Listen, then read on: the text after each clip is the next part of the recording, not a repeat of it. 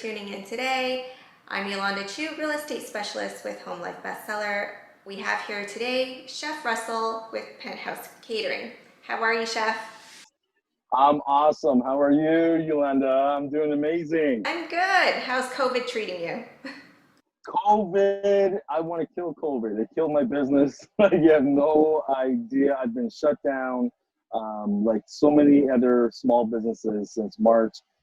It's been a rude awakening, trying to find ways that we can do to cope and thinking outside the box and, trying to, stay alive before I have to, maybe um, open an application or get a job somewhere else. But I'm trying to do anything I can right now to keep afloat.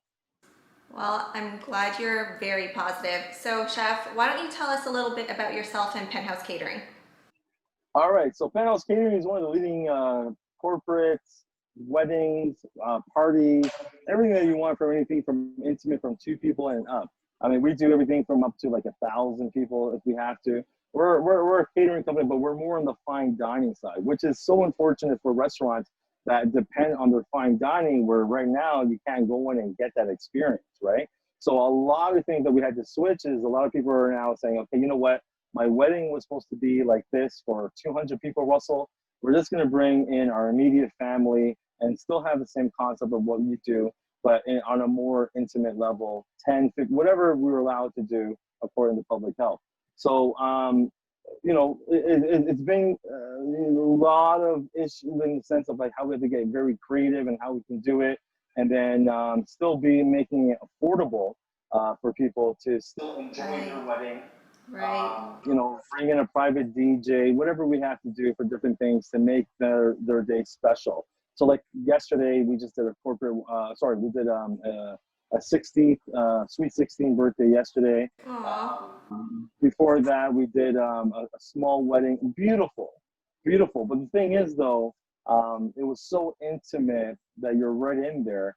It was bittersweet. And, I'm not saying it's the way that you want to do, but I mean, like what we did was we have what you're doing right now, where right, relatives from around the world with a TV screen hooked up with a Zoom, they can all still watch and enjoy, right, and dance, partake in the celebration. partake. Exactly, Mhm. exactly. So there's so many different ways that we're doing things right now. That's great. So, Chef, what are you going to cook for us today? Oh man, so I want to do something about steak. All Okay, right. and we got a New York. It's called a New York steak, and a lot of people what they don't understand is with the New York steak, like this piece right here, which is called a New York steak. What it is it's a short loin All right. piece of beef that comes from the part of the cow that doesn't get worked a lot. So meaning it's very tender. Right. Okay, and that's what you want. Now, why is it called a New York steak? Well, somebody in New York decided back in 1827, if I'm saying it correctly, the the Monaco's, I'm sorry. Delmonico's, I think it is. Yeah. Okay, so Yes. it still exists today, and I believe they're still open. They decide to keep it to a name that, hey, we're New York. We know the perfect cut of beef in 1827, and this is what people should be eating for a great piece of steak. So it's not cheap. Okay, so here we go. It's about 16 ounces. This piece is about 16 ounces. And if you get it, it's perfect because why? The fat is on the exterior, and you do get, a little bit more fat in the inside when you cook it. That gives all the flavor. But the thing is, it's not a bunch of fat. So it's very lean, okay? And it tastes awesome. And I want to talk about or do a steak today because I have a different way of how I was trained from my buddy Chad MacArthur. Now, Chad MacArthur, for those who are going to watch this and whatnot, please check him out. Chef Chad MacArthur. He's from Toronto, but he used to be Gordon Ramsay's sous chef. Oh, And when I say he used to be Gordon Ramsay's sous chef, I'm not talking about 5 years ago or 10 years ago. I'm talking about when Gordon was actually in the kitchen, when he was working in his restaurants. that's way cool. Yeah, so when I talk about what Chad taught me, so fortunately, having friends like that, he lived in the restaurant with Gordon when he got recruited from here to go work with him about 50, maybe 17 years ago. And then he did such a great job that he had him on, and he went there to Gordon when he got his second Michelin chef. And then when Gordon got his third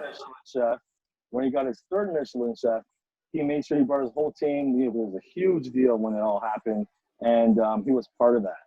And when he had to come back to Canada after his visa expired for his work permit, we got together, we got to do things, and I was able to pick his brain, and it felt like I was working with Gordon. And one of his favorite things is this, that he always talks about this piece of steak. So I want to tell you what I've learned from him and my own different things, and share that for you and your viewers today. That's awesome. We're happy to hear that. It's a beautiful cut of beef. Beautiful cut of beef. Okay, so one thing I want to remind people is you've seen this here on my board. I didn't pull it out from the fridge. I didn't pull out the fridge and say, here's the steak that we're doing. Right, it has to be room temp.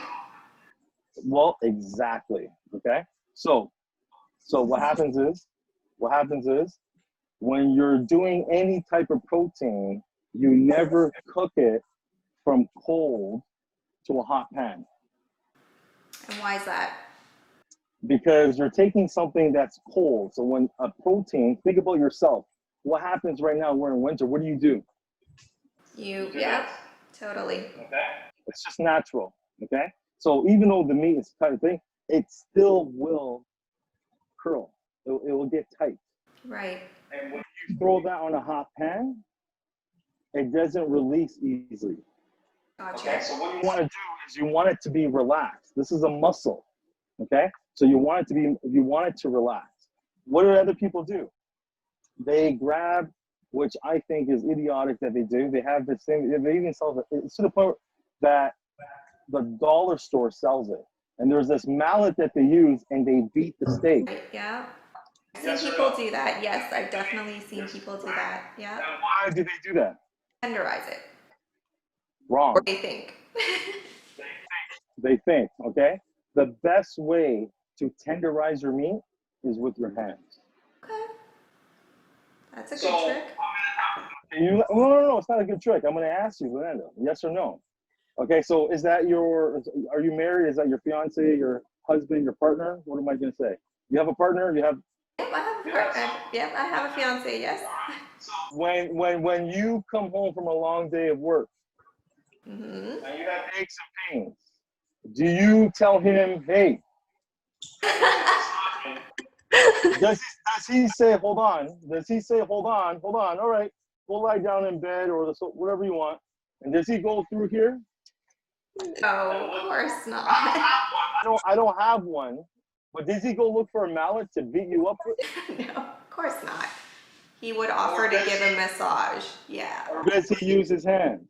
Definitely hands. That's how you tenderize meat, and that's how our ancestors have been doing it forever. I don't know if this myth or story is true, okay?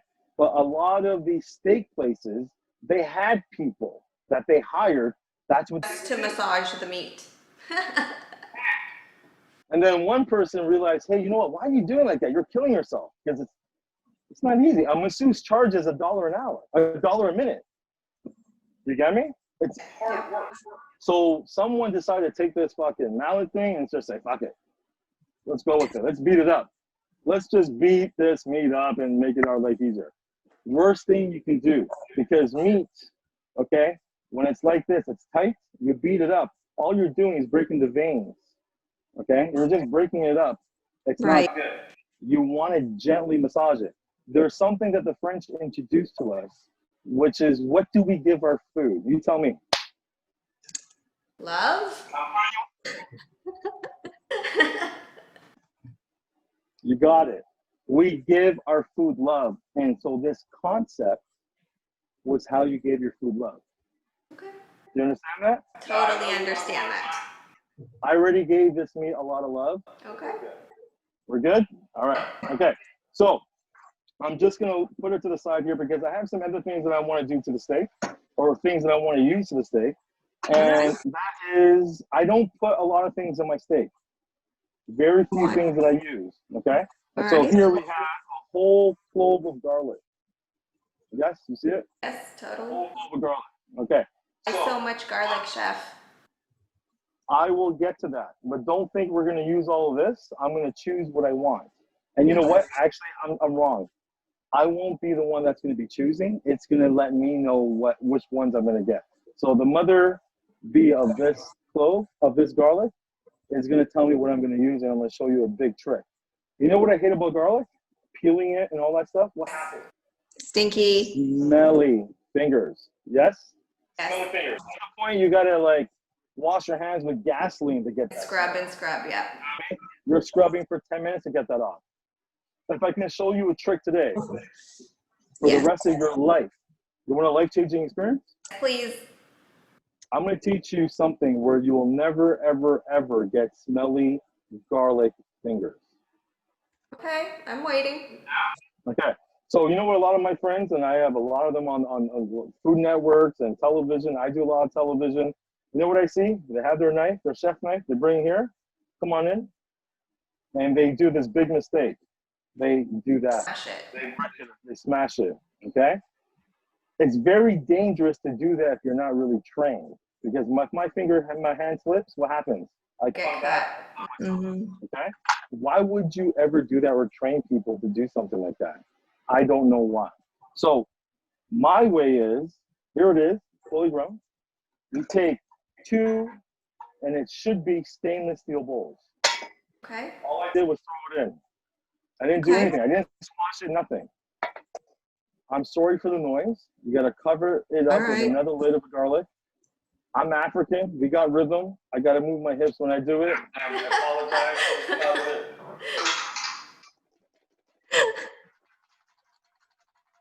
That's awesome.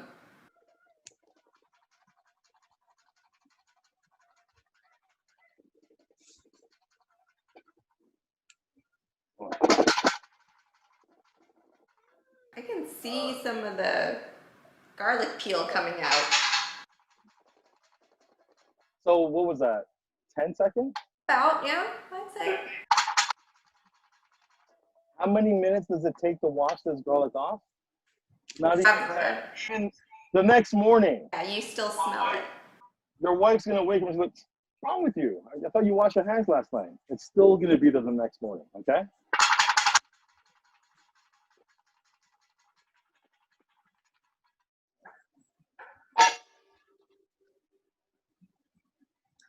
Oh, it's all peeled. Did you see that? Yeah. So what was that? 15, 20 seconds? So wherever I said, the mother garlic will tell me what to use. So how many do I need? I don't know. When I say completely peeled, look. Completely peeled. Completely. So for the great trick. Never saw it. I told you it's a life-changing experience. Yeah. All right, so I'll take that. Okay? Okay. So I have my garlic. What am I going to do with it? I'm going to keep it whole. I'm not going to do nothing to it. I'm not going to cut it up. Because another thing what people do, they come here, they start chopping, get it all minced. What happens? I didn't know you were eating the cutting board. You just spread all that juice and flavor on the board. I'm going to keep it whole. I'm going to keep it on the side. I'm not going to even look at it after, okay? All right. That's done. All right, so that's on the side. All right, I like to use mushrooms.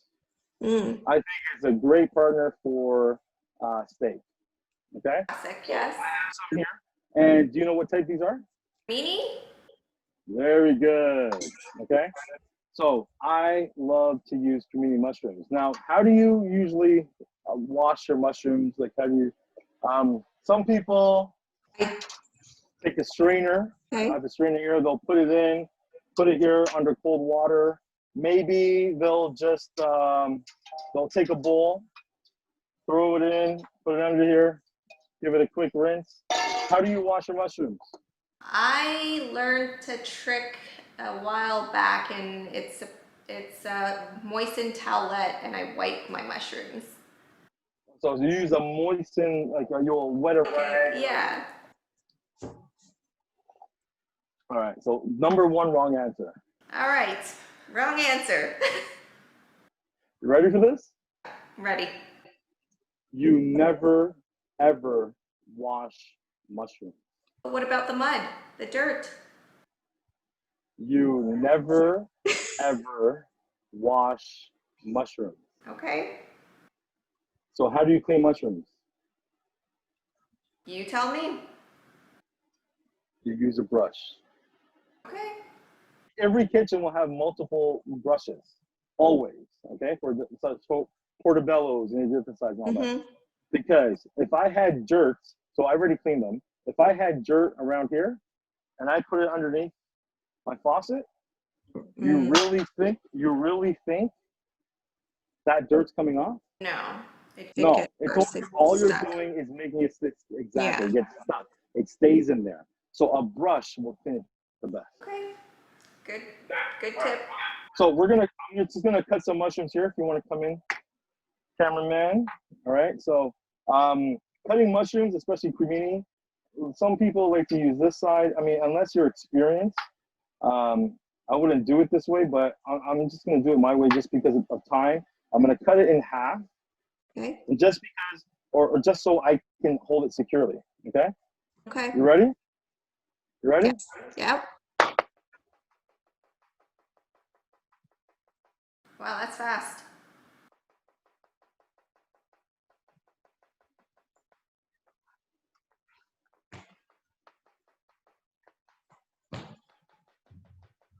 Okay, if that's too fast, okay, you're always going to do it at the heel of the blade.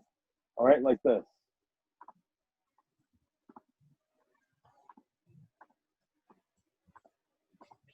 Okay, we're going to give Okay. it a little chunks because you know what?